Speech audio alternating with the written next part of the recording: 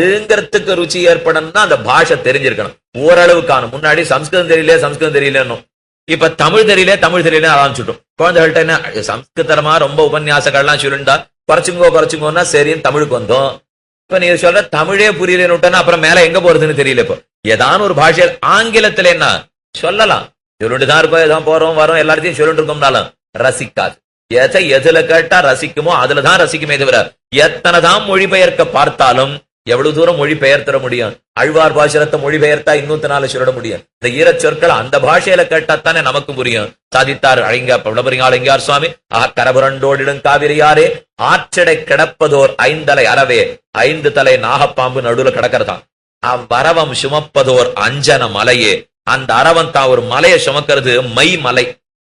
அஞ்சனம்னா மையோ இல்லையோ, கருத்த மலைதான் பெரிய பெருமாள். அழ்வார் குலசை ஆரம்பத்திலே பாசனம் சாதித்தார். இருளுரிய சுடர்மணிகள் இமைக்கும் நெத்தி, பெருமாள் திருமொழி முதல் பாசனம்.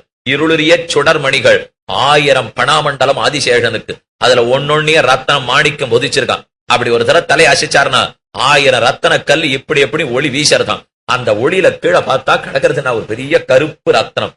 தன்னுடைய கருமணியை கோமளத்தை தென்னீர் பொன்னி திரை கையால் அடிவருள பள்ளுகொள்ளும் கருமணிய கோமளத்தை கண்டுகொண்டு என்னுகொள் என் கண்கள். இந்த கண்கள் என்னைக்கு தான் இந்த பெரிய பெருமாளை சேவித்து 2 பாட்டு பாடுமோ தெரியலையே.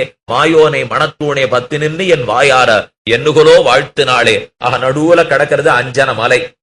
மலைன்னா உடனே அது காடு, பூக்காடு பூக்கணும் இல்லையோ, பூத்தொடுத்து. அவ்வரவம் சுமப்பதோர் அஞ்சன மலையே, அம்மலை பூத்ததோர் அரவிந்த வனமே. அந்த மலை அரவிந்த வனம், தாமரை பூக்காடு பூத்துடுத்தாங்க. என்ன தாமரைன்னா 2 திருவடி 2 தாமரை, 2 திருக்கை 2 தாமரை, உந்தி தாமரை, திருமார்பு தாமரை, வாய் தாமரை, எல்லாமே தாமரை. 2 கண்கள் கடைசி தாமரை. 10 தாமரை சொன்னார் சுவாமி. 10 தாமரை தானா? இந்த 10 தாமரைன்னா ஊர்ல போய் இப்ப தாமரை காட்டுல பார்த்தா எல்லா தாமரையும் ஒரே மாதிரி தான் இருக்கும். ஒருவேளை பெரிய பெருமாள் திருமேனில தாமரை ஒரே மாதிரி இருக்குமோன்னார். இல்ல அரவிந்த மலர்தொரும் அதிசயம் உலகே. ஓரொரு மலரும் அதிசயமா தனித்தனியா இருக்குமா. என்ன அதிசயத்தை கண்டுட்டீர்? வலது திருவடி தாமரை கீழ்லோகத்தை அளந்தது, இடது திருவடி தாமரை மேல் லோகத்தை அளந்தது. வரது திருக்கை கொடுத்து கை நீண்டது, இடது திருக்கை வில்ல பிடித்து ரட்சித்தது. உந்தி தாமரை நான்முகன நாராயணன் படைத்தான் என்று பிரம்மாவையே ஈன்றது. வாய் என்னும் தாமரை தான் சர்வதன்மான் பரித்யஜ்ய சரமஸ்லோகம், சகரதேவ பிரபன்னாய சரமஸ்லோகம், திதேமனு சுஸ்வஸ்தே சரமஸ்லோகம் கொடுத்தது. மார்பென்னும் தாமரை தாமரையாளான பெரிய விராட்டியாருக்கு இருக்க இடம் கொடுத்தது. இத்தனை தாமரையை பத்தி வரிசையா வர்ணிச்சு வந்தார். கடைசியா 2 தாமரை திருக்கண்கள் இருக்கொல்லையோ விட்டு வச்சார் சுவாமி. பெரிய பெருமாள் எழுந்திருந்து கேட்டானா, எல்லா தாமரையும் பாடுட்டீரே, என்ன 2 கண்ணை பத்தி மது பாடலேன்னு. கடைசியா சொன்னார், இவ்வளவு தாழ்ந்தவனான பிள்ளை பெருமாளை எங்கார கூட ஒரு கவி ஆக்கி பேச முடியாத உன்னுடைய பெருமையை பத்தி பேச வச்சு அதுக்கு அட்டப்பிரபந்தம்னு பேரும் வச்சு என் பாட்டு அடியார்கள் கேட்கும்படி ஆக்கின கண்களும் நோய் இவை. இந்த கண்ணனுடைய கட்டாட்சத்தினாலதானே இத்தனை எனக்கு பேர் பெற்றிருக்கு. போ அந்த கண்ணுக்கு நிகர்மத்தை எதையுமே சொல்ல மாட்டேன். என்ன ஆர்த்திடை கிடப்பதோர் 5 தலை வரவே, அம்மல பூத்ததோர் அரவிந்த வனமே, அரவிந்த மலர்தொரும் அதிசயம் உளதே என்று திவமங்கள விக்கிரகம் ஓரொன்னும் இருக்கிறது பெருமானுக்கு அழகன்னோ. இந்த திருமேனி உண்டுங்கிறதுக்கு தான் இத்தனை பாடும் ஆழ்வார்கள் பட்டிருக்காப்போ. பச்சை மாமல போல்மேனி பவளவாய் கமலச்செங்கண் அச்சுதா அமரரேரே. பச்சை மாமல போல்மேனி, ஒரு பச்சை மலைய கவுத்தாப்புல பெருமான் சேவை சாதிக்கிறான். கண்ணை ஒரு நிமிஷம் மூடினுட்டு ஒரு பச்சை மலையே கொண்டு அப்படியே வைக்கணும். மாமல போல் மேனி பவளவாய், நிறைய ஆத்துக்கீழேந்து சமுத்திரத்திலேருந்து பவளத்தை வெட்டின்னு வரணும். அதை இந்த பச்சை மலையிலே பச்சை ரத்தனக்கல் அதுல போய் ஒட்டி வச்சுடணும். பவளத்தை கொண்டு போய் ஒட்டுங்கோ. கமலச்செங்கண் 2 தாமரையை கொண்டு போய் அதுல வச்சிருங்கோ. வச்சு கண்ண மூடின்னு பார்த்தா எப்படி இருக்குமா? அப்படி இருக்காம் பெரிய பெருமாளுடைய திருமேனி. இப்ப பச்சமா மல போல் மேனி பவளவாய் கமலச்செங்கண் அச்சுதா. பெருமான் சயனித்திருக்கிறது எப்படி? இனிதிர திவலமோத எரியந்தன் பரவமீதே தரிகடன் தரசி செய்யும் தாமரை கண்ணனெம்மான். தாமரை கண்ணனெம்மான் குடதிச முடிய வைத்து குணதிச பாதம் நீட்டி வடதிசை பின்பு காட்டி தென்திசை இலங்க நோக்கி கடல் நிற கடவுளந்தை அரவண துயிலுமா கண்டுடலென குறுகுமாலோ என் செய்கேன் உலகத்தீரே. குடதிசை முடிய வைத்து முடியை தானும் வைத்தான். ஒரு திக்கிலே மேற்கு திக்கிலே கிழக்கு திக்க நோக்கி திருவடியை நீட்டினான். வடக்கு திசையில் முதுக காட்டினான். தெற்கு திக்க நோக்கி சயனித்தான். இந்த சயனித்தழக சேவிச்சு என்னால மறக்க முடியாது போட்டிருக்கே. இந்த சயனித்தழகுக்கு இங்க பாஷர் வாழ்த்தார். மின்னான் எம்பெருமான்னு பார்த்தார். நாகை அழகியாராக சௌந்தரராஜனாக சேவை சாதிக்கிறார். 10 பாஷரம் திருமங்கியாழ்வார் பாடினார். அழகன்னு பேர் கொடுத்தே பாடினார். அன்னமும் மீனுமாய கேடலை நாகை அழகியாரை நாகப்பட்டினத்துல அழகியான்னு பெருமானுக்கு சௌந்தரராஜ பெருமான் என்று திருநாமம். பொன்னிவர் மேனி மரதகத்தின் பொங்கிளஞ்சோதி அகலத்தாரம் மின்னிவர் வாயில் நல் வேதமோதும் வேதியர் வானவர் ஆவர் தோழி என்னையின் நோக்கி என் நல்களும் நோக்கி ஏந்திளங்கொங்கையின் நோக்குகின்றார் அன்னையன் நோக்கும் என் நஞ்சுகின்றேன். அச்சோ ஒருவர் அழகியவா, பாசுரம் முழுக்க இதுதான். அச்சோ ஒருவர் அழகியவா, அச்சோ ஒருவர் அழகியவா. அது என்னது அச்சோ? அச்சோன்னா குழந்தைகளுக்கு தான் பண்ணிட்டு இருக்கோம். அச்சோ அப்படின்னு பண்ணிட்டுன்னா சொல்லுவோம் இல்லையோ, அத்தனை அழகா சொல்ல முடியாத அழகு. அச்சோ ஒருவர் அழகியவா, போய் சேவிச்சாதான் தெரியும். அடி எத்தனை புஸ்தகத்துல எழுதி காட்டினாலும் அது தெரியாது. இந்த பெருமான நேர போய் சேவிச்சோம்னா பொன்னிவர் மேனி, இவருடைய மேனி பொன், மரதகத்தின் பொங்கிளம் சோதி அகலத்தாரம். ஒரு மரகத பச்சக்கல் எத்தனை ஒளி உமிழுமோ அதே போல திருமேனி இளஞ்சோதி அகலத்தாரம் மின்றது. இவள் வாயில் நல் வேத மோதும் வேதியர் வானவர் ஆவர் தோழி. இந்த பெருமாளை சேவிச்சோம்னா வாயை திறந்து ஏதோ பேசுறாப்புல இருக்குமா. நீங்க நம்பெருமாளை சேவிச்சு பாருங்க. இந்த 2 இடத்துல ஒரு சின்ன துவாரம் இருக்கும். அந்த துவாரத்தை பார்த்தா அடிய தகப்பனார் அப்பப்போ சொல்லுவார், பார்த்து ஏதோ சிரிக்கிறாப்புல, என்ன சேவிக்க சென்னையில இருந்து இவ்வளவு தூரம் வந்திருக்கியா, எந்த வண்டியில வந்தேன் அப்படின்னு நம்மளை பார்த்து கேட்கறாக்கல இருக்குமா அந்த திருமுக மண்டலம். பொன்னிவர் மேனி மரதகத்தின் பொங்கிளம் சோதி அகலத்தாரம் மின் இவர் வாயில் நல் வேதமோதும் வேதியர் வானவர் ஆவர் தோழி. அந்த பெருமாள் கிட்டக்க வந்து பாக்குறான். இப்ப என்னையும் நோக்கி பெண்ணு நாயிகா பாவத்துல திருவங்கியாழ்வார பார்த்தான். என் அல்குலும் நோக்கி இடுப்ப வேற நெருங்கி நோக்கினான். ஏந்திளம் கொங்கையும் நோக்குகின்றார். என் உயர்ந்த தாமரை தடாகம் போன்ற திருமார்புகளையும் நோக்கினான். அன்னையன் நோக்குமென் அஞ்சுகின்றேன். இந்த மணவாளன் இத்தனி ஊன்றி நோக்கிறத தாயார் பார்த்துட போறாளே, பயந்துட்டேன். அன்னையன் நோக்குமென் அஞ்சுகின்றேன். அச்சோ ஒருவர் அழகியவா. இந்த அழகான திருமேனியத்தான் ஒரே சொல்லுலே பாவம் இவன் 4000 பாட்டு கட்டப்பட்டிருக்கான். அவன் முடிச்சுட்டான். பிரகிருதி சுவாம் அதிஷ்டாய சம்பவாம் ஞாத்மமாயா. இப்படிப்பட்ட திருமேனி ஆயிரக்கணக்கில் எடுத்துக்கிறேன் அர்ஜுனா. நான் ஒன்னும் குறைஞ்சு பிறந்துடுறது கிடையாது. ஆழ்வார்களும் ஆச்சாரியர்களும் மகரிஷிகளும் எத்தனை ஆசைப்பட்டு இருப்பலோ அத போல திருமேனி எட்டாம் பிரகிருதி சுவாமி திட்டாய சம்பவாமி பிறக்கிறேன். ஆத்மமாயா சங்கல்ப சக்தியினால இத்தனை பிறக்கிறேன் தவிர சிற்பி பண்ணான்னு நினைக்காதே, கர்மமுந்தித்து நினைக்காதே, நீ பண்ணினாய் நினைக்காதே, உனக்கு கட்டுப்பட்டவன் நினைக்காதே. சம்பவாம் ஆத்மமாயா சங்கல்ப சக்தியாலே பிறக்கிறேன். அப்ப 3 கேள்வி 3 சந்தேகப்படுத்து. 2வது 3வது 4வது கேள்வி. அஜகத் ஸ்வஸ்வபாவதா சுத்த சத்தமயத்வஞ்ச ஸ்வேச்சா மாத்திர நிதானதா. இந்த 3 கேள்வி எடுத்துப்போ. நீ பெருமகள் குறைத்துக் கொள்ளுகிறாயா? கிடையாது. என்ன போல உடம்பா? கிடையாது. அப்படி பிறக்கச்சே கர்மமுந்த பிறக்கிறாயா? கிடையாது. நான் 3 கேள்விக்கு பதில் சொல்லிட்டா கண்ணனிப்ப. இனி அடுத்த ஸ்லோகத்துக்கு செல்லலாம். ரொம்ப அழகான ஸ்லோகம். உன்னுடைய பிறவியின் காலத்தை முடிவு பண்ணுவது யார்? ஒரு சமயம் வரணும் இல்லையோ. பெருமான் பிறக்கணும்னா இப்ப என் பிறவிக்கு எது சமயம்? கர்மம் பழுத்துதுன்னா என் பிறவிக்கு சமயம். கர்மம் காரணம், கர்மம் தான் காலத்தை முடிவு பண்ணும். உன்னுடைய அவதாரத்துக்கு ஆர் காலத்தை முடிவு பண்றா? அடுத்த ஸ்லோகம். யதா யதாகி தர்மஸ்ய கிலானிர்பவதி பாரத அப்யுத்தானம் அதர்மஸ்ய ததாத்மானம் திரிஜாம்யகம். யதா யதாகி தர்மஸ்ய எவ்வப்பொழுது தர்மஸ்ய தர்மத்துக்கு கிலானிர்பவதி, கிலானினா தலைக்குனிவுன்னு அர்த்தம். தர்மம் அழிஞ்சு போடுமோன்னு கண்ணன் சொல்லல. எவ்வப்பொழுதெல்லாம் தர்மத்துக்கு தலைக்குனிவு ஏற்படுமோ கிலானிர்பவதி பாரத அப்யுத்தானம் அதர்மஸ்ய, அதர்மம் எப்ப தலை தூக்குமோ ததாத்மானம் சிருஜாம்யகம், அப்பொழுது என்ன நானே படைத்துக் கொள்ளுகிறேன். என்ன நானே சிருஷ்டிச்சுக்கிறேன். என்ன இன்னொருத்தர் பண்றதுக்கு முடியாது இல்லையோ. இவனேதான் இவனை சிருஷ்டித்துக் கொண்டு ஆக வேண்டும். அப்ப யதா யதாகி எவ்வப்பொழுதுன்னா தாத்வசிக தேசிகன் உடனே சாதித்தார். எவ்வப்பொழுதுன்னு எப்ப சொல்லிட்டானோ யாரும் அந்த காலத்தை முடிக்க வேண்டிய அவசியம் கிடையாதுன்னு அர்த்தம். அந்த முடிவை நான் தான் எடுக்கிறேனே தவிர இன்னொருத்த அந்த முடிவெடுத்துட முடியாது. என்னுடைய கர்மாவை முடிவெடுக்க போறதில்லை, கர்மாவே இல்லை.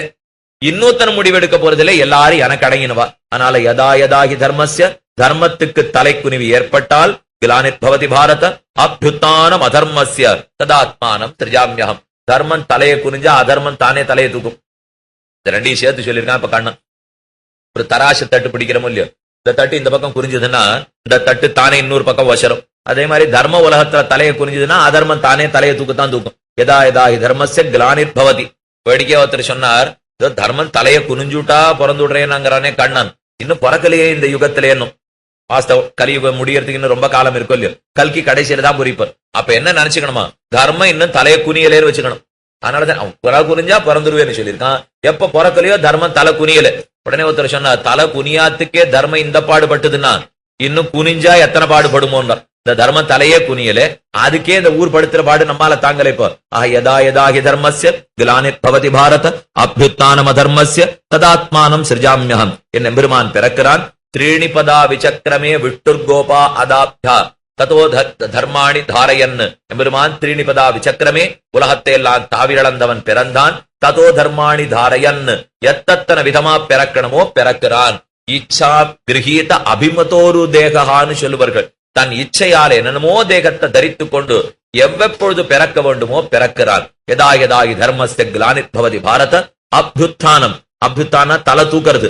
அதர்மஸ்ய ததா ஆத்மானம் சிருஜாமியகம். அதுதான் என் பிறவிக்கு காலம். மத்த பேர் காலத்தை முடிவு பண்ண தேவையில்லை. எனக்கு யாருடைய சகாயமும் பிறவிக்கு தேவை கிடையாது என்று நிரபேட்சத்துவத்தை சாதித்தான் கண்ணன் இந்த ஸ்லோகத்தாலே. அப்புறம் கடைசி ஸ்லோகத்துல கடைசி கேள்வி தர்மகிலானவ் சமுதயா 5வது கேள்வி ஆயிடுத்து. கடைசியாக சாது சம்ரக்ஷணார்த்ததா, உன் பிறவிக்கு பயன் என்ன? என என் பிறவிக்கு பயன் என்ன? கர்மத்தினுடைய பலத்தை அனுபவிச்சு தொலைக்கிறது. அப்ப உன் பிறவிக்கு பயன் என்ன? அர்ஜுனுடைய கருத்துக்கு என்ன, கர்ணனுடைய கேள்விக்கு என்ன கருத்துன்னா, உனக்கு தான் கர்மமே கிடையாதுன்னு சொன்னியே, அப்ப பயனை அனுபவிக்கிறதுக்கு பிறக்கவே வேண்டாமே, உன் பிறவிக்கு பயன் என்ன? இது அர்ஜுனுடைய கேள்வி. என் பிறவிக்கு பயன் பரித்ராணாய சாதுனாம் விநாசாய ச துஷ்கிருதாம் தர்ம சம்ஸ்தாபனார்த்தாய சம்பவாமி யுகே யுகே. சாதுக்களை சம்ரட்சிப்பதற்காக முதல் பயன். அது பண்ணணும்னா அடுத்தது பண்ணியாகணும். துஷ்டர்களை கொடுமை செய்து கொல்லுவதற்காக விநாசாய ச துஷ்கிருதாம் தர்ம சம்ஸ்தாபனார்த்தாய. இந்த ரெண்டும் அடுத்துனா 3வது தானே ஆயிடும். தர்மம் நிலைநிறுத்தப்படும். ஆக சாதுக்களை ரட்சிக்க, துஷ்டர்களை முடிக்க, தர்மத்தை நிலைநிறுக்க எப்பொழுது பிறக்கிறேன்? அவ்வப்பொழுது வேண்டிய செயலாம் பிடிப்பேன். தர்ம சம்ஸ்தாபனார்த்தாய சம்பவாமி யுகே யுகே. ஓரோரு யுகத்திலும் பிறக்கிறேன். இந்த எதா எதாகி இந்த பரித்ராணம் சொல்லச்சே நிறைய கேட்டாப்புல இருக்கும். இந்த ஸ்லோகம் நிறைய கேட்டிருக்கும். அதுல தெரிஞ்சுக்க வேண்டியது என்னன்னா, நிறைய கேட்டா நமக்கே மனசு திரும்ப சொல்லும். அப்ப குழந்தைகளுக்கு திருப்பலாண்டு கேட்கணும்னா அதை கேட்கும்படி வைங்கோ.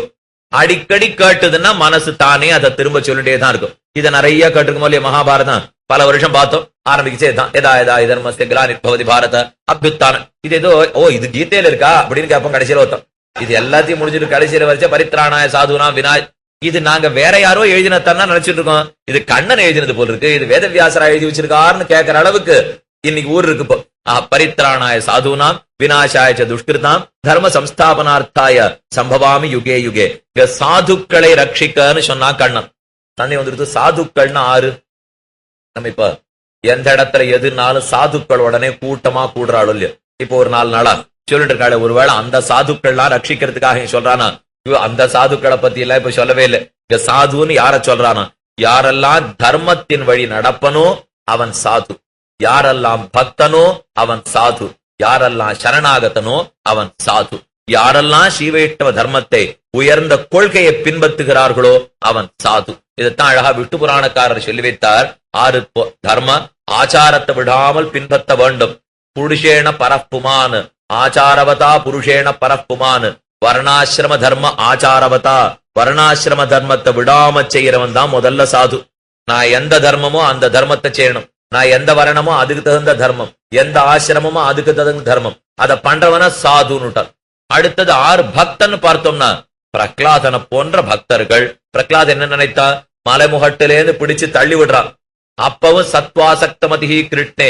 கண்ணனிடத்துல நீங்காத நெஞ்சு படைத்தவனா இருந்தானா. உருண்டு இருக்கான். இந்த நெஞ்சத்தை கட்டியா பிடிச்சிருந்தானா பிரகலாதன். என்னத்துக்கு பிடிச்சிருக்கேன்னா, இதுக்குள்ளதான் பெருமாள் வீத்திருக்கார். இதுதான் எனக்கு கோயில் ஆழ்வார். நான் உருண்டா கோயில் ஆழ்வார் உருளும், கோயில் ஆழ்வார் உருண்டா பெருமாள் உருளுவர். அவர் உருண்டுட போறாரேன்னு பயமா இருக்குன்னு கட்டியா பிடிச்சிருந்தானா. இவன் தான் சாது. அந்த பிள்ளைய சாது நீங்க சாதித்தார். இப்படிப்பட்ட சாதுக்களை சம்ரட்சிப்பதற்காக மாலாக்காரருக்கு அனுகிரகிக்க, பூனிக்கு அனுகிரகிக்க, சபரிக்கு அனுகிரகிக்க, சுக்ரீவனுக்கு அனுகிரகிக்க, வேட்டுவ ஜாதியில பிறந்த குகப்பெருமானுக்கு அனுகிரகிக்க, இப்படி எத்தனையோ பேருக்கு அனுகிரகிக்கணும் இல்லையோ. சாதுக்களை சம்ரட்சணம் பண்ணுவதற்காக. துஷ்ட நிரசனம் விநாசாயச்ச துஷ்கிருதாம். நாசம்னு சொல்லாம விநாசம்னா பெருமை கொண்டுட மாட்டான், சித்திரவதமாக கொன்று விடுவான். விநாசாயச்ச துஷ்கிருதாம் தர்ம சம்ஸ்தாபனார்த்தாய. தர்மத்தை நிலைநிறுத்த அத பல வழியில செய்வன் பெருமான். சாஸ்திரத்தை கொடுத்து தர்மத்தை நிறுத்துவன். தானே அவதாரம் பண்ணி பண்ணி புதுசு புதுசா உபதேசம் பண்ணி பண்ணி தர்மத்தை நிறுத்துவன். வேதவியாசர், வால்மீகி, சுகர் போன்ற மகர்ஷிகளிடத்தில் ஆவேசித்து தர்மத்தை நிறுத்துவன். ஜனகர், ஜடபரதர், பிரகலாதன் போன்றவர்களை செலுத்தி தர்மத்தை நிறுத்துவன். எந்தெந்த வகையில தர்மத்தை நிறுத்தணுமோ எல்லாத்தையும் பண்ணிடுவன். தர்ம சம்ஸ்தாபனார்த்தாய சம்பவாமி யுகே யுகே. இந்த 3 பிரயோஜனத்துக்காகத்தான் நானும் பிறக்கிறேன். இந்த இடத்துல அழகான ஒரு கருத்து ராமானுஜர் சாதித்தார். சரி, இது எல்லாத்தையும் பெருமான் சீவைகுண்டத்திலேருந்தே பண்ணா யாரு வாழ்ந்தாங்கிறப்போ அங்கேருந்து அவனால பண்ணலாமோ இல்லையோ. சத்திய சங்கல்பத்துவம் பெருமான் இடத்துல இருக்கு, சர்வஜத்துவம் சர்வசக்தித்துவம் இருக்கு. அங்கிருந்தே ராவணன் மாண்டு போக கடவன் அப்படின்னுட்டா கடவன் போயிட போறான். இதுக்கு என்ன இறங்கி வேற வரணுமா இல்லையா ராமாவதாரத்துக்காக? ஒரு துச்சாசனனை கொல்றதுக்கும் துரியோதனை கொல்றதுக்கும் கிருஷ்ணாவதாரம் தேவையில்லை. அற்பப்பதர்கள் சின்னவர்கள் இவர்களை முடிக்க பெருமான் இறங்கி வரணும்னா இது நம்பராபலே இல்லை இப்போ. அதனாலே துட்டர்களை கொல்றதுக்கு ஒண்ணும் வரணுங்கிற தேவையில்லை. இப்போ துட்டர்களை கொண்டுட்டா தானே தர்ம சம்ஸ்தாபனம் ஆயிடும். இறங்கி வர வேண்டிய தேவையே இல்ல போல் இருக்கேன்னு கேட்டோம். நியாயமான கேள்விதான். சீவகுண்டத்திலே இருந்தே இந்த மூணையும் பண்ணிட்டு போயிருக்கலாமே, எனக்கு இறங்கி வரணும்னார். இல்லே, இறங்கி வர வேண்டிய அவசியம் இருக்கு. இப்போ ஆழ்வார் ஒரு பாசுரத்தில் அழகா சாதித்தார். மழுங்காத வைநுதிய சக்கரனல் வலத்தையாய் தொழுங்காதல் களிரளிப்பான் புள்ளூர்ந்து தோன்னினையே மழுங்காத ஞானமே படையாக மலருலகில் தொழுங்காதல் களிரளிப்பான் புள்ளூர்ந்து தோன்னினையே. பகவன் உனக்கு ரெண்டு பெரிய ஆயுதம். ஒன்னு மழுங்காத வைநுதிய சக்கரனல் வலத்தையாய். சக்கரத்தாழ்வான் உன் வலக்கையில இருக்கார், வேண்டாமே சக்கரத்தை அனுப்ப கூட வேண்டாம். மழுங்காத ஞானமே படையாக, உன்னுடைய சர்வஜத்துவங்கிற ஞானம் இருக்கே அது பெரிய சக்கரம் உனக்கு. ஏன்னா அதை வச்சுன்னு எங்கேயும் எத்தையும் சங்கல்பிக்கலாம். சக்கரத்தாழ்வான் அனுப்பிச்சா யாரவனா கொண்டுட்டு வந்துடுவார். சங்கல்ப சக்தியாலையும் யாரவனா கொண்டுடலாம். என்னத்துக்கு கீழே இறங்கி வந்தேன்னா ஆழ்வார். நியாயமான பாட்டு. அழ்வீர் நீரே பதில் சொல்லும்ட்டான் பெருமான். கரங்கட்டுக்கோ. தொழுங்காதல் களிரளிப்பான் புள்ளூர்ந்து தோன்றினையே. இந்த கஜேந்திராழ்வான் கையெடுத்த அலறினானோ இல்லையோ, என்னான்னு கூப்பிட்டுடுத்து, நாராயணா ஓ மடிவண்ணா நாகனையாய் வாராய் என் ஆரிடரை நீக்காய் என்ன தானமர் வேளம் கையெடுத்து அலறித்து பதக முதல வாய்ப்பட்ட களிறு கதறி கைகூப்பி கண்ணா கண்ணா என்று அலற. இவ்வளவு பெருசா தானும் கஜேந்திராழ்வான் அலறித்தா. அலறி உடனே பெருமாள் என்ன பண்ணிருக்கலாம், தான் இருந்த இடத்துல இருந்தே சரி இந்த கஜேந்திராழ்வான நாம ரட்சிக்கணும், முதலையே கொன்னுடணும் என்ன கையில இருந்த சக்கராயுதத்தை அங்கேருந்தே பிரயோகப்படுத்திருக்கலாம். பிரயோகம் பண்ணிருந்தா உடனே முதலைக்கும் பிராணம் போயிருக்கும். ஆனா பெருமான் என்ன பண்ணான், பெண்ணுலாம் சடையினாலும் பெருமனு முன்னை காண்பான் எண்ணிலா ஊழி ஊழி தவம் செய்தார் வெள்ளி நிற்ப பெண்ணுளார் வியப்பவன் தானைக்கன் அருளை இந்த கண்ணுரா உன்னை என்னோ கழகனா கருதுமாறே. நேர ஓட்டமா ஓடி வந்துட்டான். செம்புலால் உண்டு வாழும் முதலமேல் சீறி வந்தார். கோபம் வேற, இந்த முதல வேற பகவானுக்கு. இவ்வளவு தூரம் ஓடி வந்து என்னத்துக்காக? இப்ப அங்கிருந்தே சக்கரத்தாழ்வான பிரயோகம் பண்ணிருந்தா அந்த முதலைக்கு பிராணம் போயிருக்குமே, என்னத்துக்கு வந்தேன்னார். அது மட்டும் இல்ல, இப்ப மகரிஷிகள்லாம் ரொம்ப வெக்கமா படுத்தான். இத்தனை நாளும் ஒரு சுலபமான வழி தெரியாத படுத்துன்னா பெருமாளை சேவிக்கிறதுக்கு தான தெரிஞ்சு கொடுத்தே வெட்கப்பட்டு ஒதுங்கி கொடுத்தான். என்ன வழி தெரியுமா? ஒண்ணுமில்ல, ஒரு முதல வாயில காலை கொடுக்கணும்னு தெரியாது படுத்து. பெருமான சேவிக்கணும்னா முதல வாயில காலை கொடுத்தா போறோம். இது தெரியாம நாம் என்னமோ மலை மேல 1000 வருஷம் தபஸ் பண்ணிட்டு இருக்கோம், சமுத்திரத்துக்குள்ள 100 வருஷம் தபஸ் பண்ணிட்டு இருக்கோம். செய்ய வேண்டியது சின்ன வேலை, முதல வாயில காலை கொடுக்கணும். அத பண்ணலையேன்னு ரொம்ப வெட்கப்பட்டு ஒதுங்கிட்டாலாம் மகர்ஷிகள்லாம். அப்படி ஓட்டமா ஓடி வந்து ரட்சித்தானோ. எதுக்கு வந்தாய்? அழ்வார் அழகா பாசுரத்தில் காட்டினார். நீ வரலேன்னா உன்னுடைய சுடர் சோதி மறைந்து போயிருக்கும், உன் சோதி இருந்திருக்காது. பரஞ்சோதி நீ பரமாய் நின்னிகழ்ந்த பெண் மத்தோர் பரஞ்சோதியின்மையின் படியோவு நிகழ்கின்ற. உன்னை ஜோதிசு ஜோதிசு ஒளின்னு சொல்றோம் இல்லையோ, உனக்கு ஒளியே இல்லாத போயிருக்கும். நீ மட்டும் வராம இருந்திருந்தியான வந்துட்டாய். எதற்காக? எத்தனை நாள் கேள்விருக்கிறது அடியேன் எதற்காக வரது காரணம் உண்டு. எதற்காக பெருமான் வருகிறான்? பரித்ராணாய சாதுனாம் விநாயகதாம் தர்ம சம்ஸ்தாபனார்த்தாய. தர்மத்தை எங்கேந்து வேணா ரட்சிச்சுடுவன், துட்டர்களை எங்கேந்து வேணா கொன்னுடுவன். ஆனா இந்த முதல் பிரயோஜனம் இருக்கு பாருங்க, பரித்ராணாய சாதுனாம். நேர பெருமான் வந்து முதலைய கொன்னுட்டான். அது வரைக்கும் கையில ஒரு தாமர புஷ்பத்தை இந்த கஜேந்திரம் பிடிச்சிருக்கு. அது சொல்றது பகவான் இடத்தே, நாகங் கலேபரஸ்யாஸ்ய திராணார்த்தம் மதுசூதன. ஏ மதுசூதன, இந்த பாழும் உடம்ப காப்பாத்திக்கிறதுக்காக உன்னை வர சொன்னேன்னு தயவு செய்து நினைச்சு விடாதே. இது இன்னைக்கு போகாட்டா நாளைக்கு போறது, நேத்திக்கு போகாட்டா இன்னைக்கு போறது. அதனால இந்த தாழ்ந்த பிரயோஜனத்துக்கு ஒன்ன கூட்டேன்னு நினைச்சு விடாதே. பின் எது கூட்டேன் தெரியுமா? தரஸ்த கமலான்யேவ பாதையோர் அர்ப்பித்தந்தவ. இந்த கையில தாமர புஷ்பத்தை வாங்கிவிட்டேன், இதை உன் திருவடியில சமர்ப்பித்து பார்க்கணும்னு ஆசைப்பட்டுட்டேன். அதுக்கு நீ வான்னு நான் கூப்பிட்டேன். ஆழ்வார் அழகா காட்டினார். நீ முதலைய கொன்னுடலாம், தர்மத்தை நிறுத்தி விடலாம், ஆனா ஒரு அடியவனுக்கு சேவை சாதிக்க நீ இறங்கி வந்துதான் ஆகணுமே தவிர, அப்ப பரித்ராணாய சாது நாம் அவன் வரலன்னா நடக்காது. மத்த ரெண்டு நடந்தாலும் நடக்கலாமே தவிர, அடியவனுக்கு சேவை சாதிச்சாத்தான் அவனுக்கு ஆனந்தம். ஆழ்வார் பாசுரத்தில் என்ன காட்டினார்? நீ வா, ஊராய் நீராய் நிலனாகி கொடுவல் அசுரர் குலவெல்லாம் சீரா வெறியின் திருடேமி வலவா தெய்வ கோமானே சேரார் சுனைத்தாமரை செந்தி மலரும் திருவேங்கடத்தானே. உன்னை காணும்படி ஒரு நாள் நீ வந்துட்டு போனோம். பெருமான் உடனே சொன்னார், அழ்வீர் உமக்கே தெரியுமே, நீராய் நிலனாய் தீயாய் காலாய் நெடுவானாய் சீரார் சுடர்கள் இரண்டாய் சிவனாய் அயனானாய், நான் தான் உலகத்துல எல்லாமா இருக்கேனே, சேவிச்சுக்குமேனுட்டான் பெருமான். காத்த பார்த்தாலும் அவன் தான். இவர் தானே பாடினார், எல்லாமே எம்பெருமான் எம்பெருமானுட்டு புகழனுள் ஒருவன் என்கோன்னு 10 பாசுரம். புகழ்நல் ஒருவனென்கோ பொருவில் சீர் பூவியன்கோ திகழந்தன் பரவனென்கோ நீள் சுடர் வெனண்டமென்கோ கண்ணனை கூமார் அறிய மாட்டேன் எல்லாம் கண்ணன் கண்ணன் கண்ணன்